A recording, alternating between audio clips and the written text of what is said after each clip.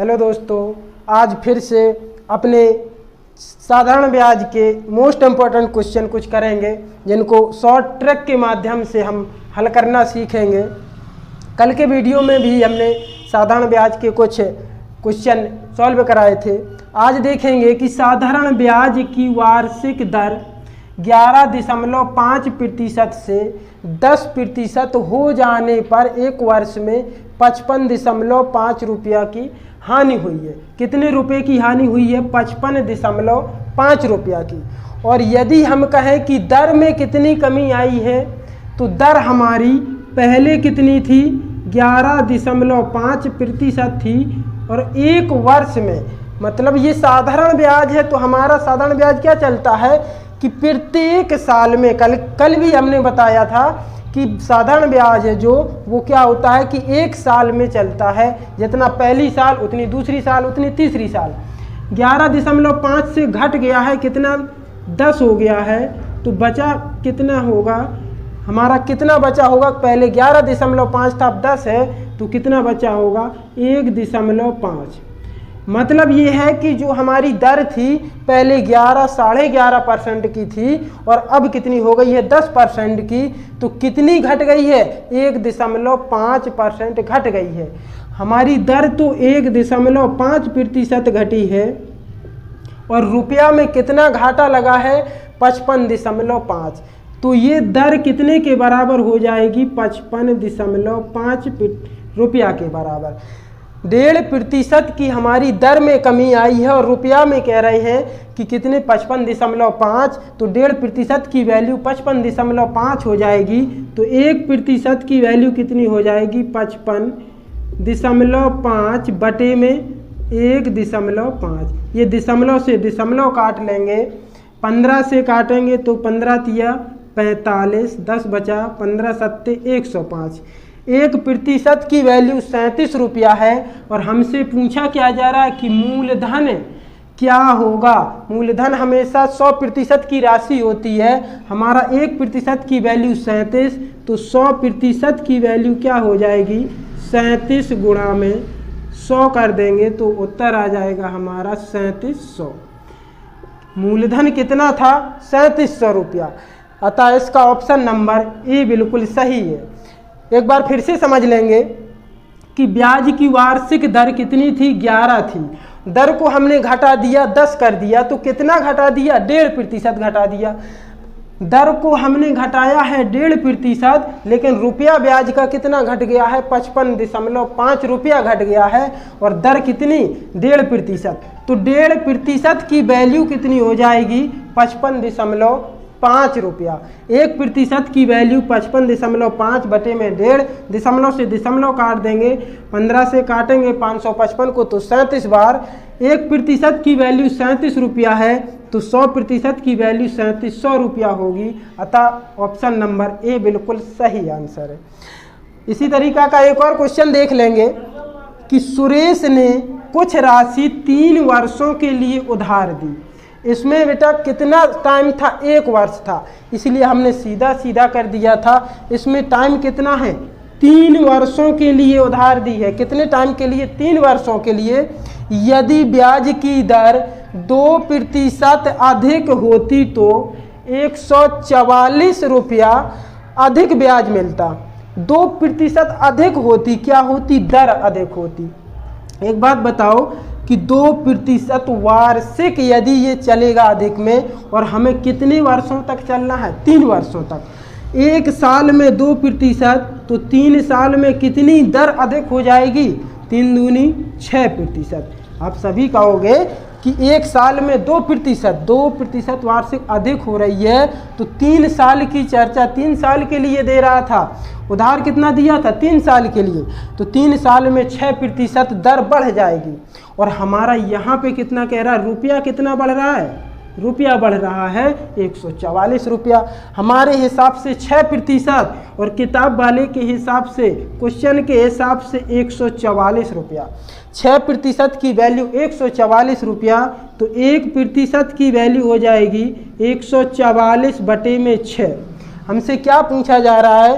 तो उधार दी गई राशि कितनी थी? तो उधार दी गई राशि कितनी थी। राशि हमेशा हमें क्या करना है, जो मूलधन होता है वो हमेशा 100% में होता है। अभी हमने पिछले क्वेश्चन में बताया। तो हमसे पूछा क्या है कि 100% की वैल्यू पूछी है। तो यहाँ पे हम 144 गुणा में 100 करेंगे और बटे में 6, इसको काट लेंगे, हल कर लेंगे। तो 6 दूनी 12, 2 6 चौके 24, 24 का गुणा 100 में करेंगे तो आंसर कितना आ जाएगा 2400। 2400 आंसर आ जाएगा। ये बिल्कुल राइट आंसर है। आप लोग एक बार फिर से समझ लो कि 3 वर्षों के लिए है, या तो हम इस सवाल को दूसरे तरीक़ा से लगाना चाहें, ऑप्शन तो बिल्कुल सही है ए, क्योंकि आंसर कितना आ गया 2400। यदि हम इसको दूसरे टाइप से लगाना चाहें तो वो भी देख लेंगे कैसे लगाएं। 3 वर्षों में ब्याज कितना अधिक मिल रहा है, 3 वर्षों में 144 रुपया, और ये क्या है साधारण ब्याज है। 3 वर्षों में 144, तो एक वर्ष में कितना मिला होगा 144/3, इतना ही मिला होगा। जब 3 वर्षों में 144 रुपया ज़्यादा मिल रहा है, मतलब 3 चौके 12 और 3 8 24, प्रत्येक साल 48 रुपया मिल रहा होगा। एक साल में 48, फिर दूसरी साल में 48, फिर तीसरी साल में 48 रुपया ही मिल रहा होगा, क्योंकि 3 साल में 144 रुपया अधिक मिला है। तो एक साल में कितना अधिक मिला होगा 48 रुपया। एक साल में 48 रुपया मिला होगा, और वो कह रहा ब्याज की दर 2% अधिक कर दी जाए। 2% अधिक होती तो हमारे हिसाब से 2% अधिक होती, और रुपया में एक साल में 48 रुपया अधिक होती। यही तो कह रहा है 48। तो 1% की वैल्यू कितनी हो जाएगी 48/2, काट देंगे तो 2 दूनी 4, 2 चौके 8। 1% की वैल्यू यदि 24 रुपया है, तो हमें हमेशा 100% की वैल्यू निकालना है। तो 24 गुणा 100 करेंगे तो आंसर आ जाएगा हमारा 2400 रुपया। ये भी तरीका अपना सकते हो। तो ये ऑप्शन नंबर ए बिल्कुल राइट आंसर है।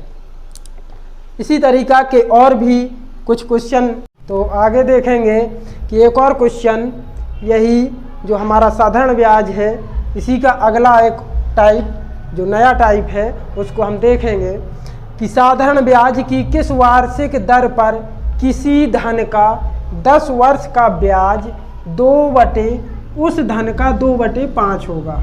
क्या कह रहा है कि 10 वर्ष का ब्याज उस धन का 2/5 होगा। हमसे क्या पूछा जा रहा है कि साधारण ब्याज की किस वार्षिक दर से, मतलब हमसे आर की वैल्यू दर पूछा जा रहा है। तो हम सभी को पता है कि साधारण ब्याज का सूत्र क्या होता है। साधारण ब्याज बराबर होता क्या है, कल लिखवाया था, मूलधन गुणे दर गुणे समय बटे में क्या होता है 100। यही होता है ना, मूलधन गुणे दर गुणे समय बटे 100। हमें क्या दे रखा है कि 10 वर्ष मतलब समय दे रखा है, और ब्याज उस धन का, यहाँ का पढ़ेंगे हम ये शब्द, ब्याज उस धन का। तो जो चीज़ पहले दी होती है वो अनुपात में ऊपर होती है, जो बाद में दी हो वो बाद में। हमें क्या दे रखा है कि 2/5, लेकिन आगे की लाइन पढ़ेंगे कि ब्याज उस धन का, तो पहले ब्याज दे रखा है, तो ब्याज कितना है, ये है ब्याज 2, और मूलधन कितना है उस धन का, तो मूलधन कितना है 5। फिर से देख लेंगे कि यदि इसी क्वेश्चन में हमें अगर ये कह दे कि धन उस ब्याज का, अगर पहले धन की चर्चा कर देता तो ऊपर धन हो जाता, मूलधन हो जाता, और ब्याज नीचे हो जाता। लेकिन यहाँ पे क्या कहा गया है कि ब्याज उस धन का, तो पहले ब्याज है तो ब्याज ऊपर है, और धन बाद में लिखा है इसलिए धन नीचे है। तो हमें सब चीज़ें पता चल गई कि ब्याज कितना है 2, मूलधन कितना है 5, और हमें समय तो दे ही रखा है, कितना 10 वर्ष दे रखा है। तो हमें निकाल लेंगे कि साधारण ब्याज हमारा कितना मिला है हमें 2। तो यहाँ पे लिख लेंगे 2 बराबर मूलधन कितना है 5, तो यहाँ पे 5 लिख लेंगे। दर हमसे पूछी जा रही है गुणा समय कितना दिया है, समय हमें दिया है 10 वर्ष का, तो 10 लिख लेंगे, बटे में क्या कर लेंगे 100। एक जीरो से एक जीरो काट लेंगे, 5 दूनी 10 और 2 का कैंची गुणा करेंगे तो दर बराबर क्या आ जाएगा, दर बराबर आ जाएगा 2 दूनी 4, 4%। दर को हमेशा प्रतिशत में लिखते हैं तो हमेशा हमें क्या लिखना है, प्रतिशत। तो हमारा ऑप्शन नंबर बी बिल्कुल राइट आंसर हो जाएगा, ऑप्शन नंबर बी।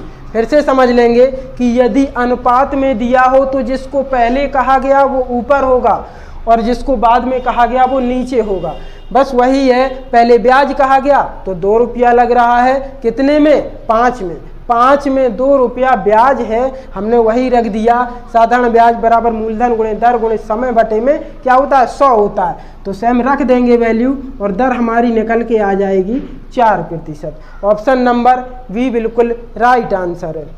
अगला क्वेश्चन है, साधारण ब्याज की कितने प्रतिशत की दर से कोई धनराशि 5 वर्षों में स्वयं का तिगुना हो जाएगी। ये एक क्वेश्चन है, तो ये अब आप सभी लोग ये कमेंट बॉक्स में इसका आंसर कमेंट करेंगे।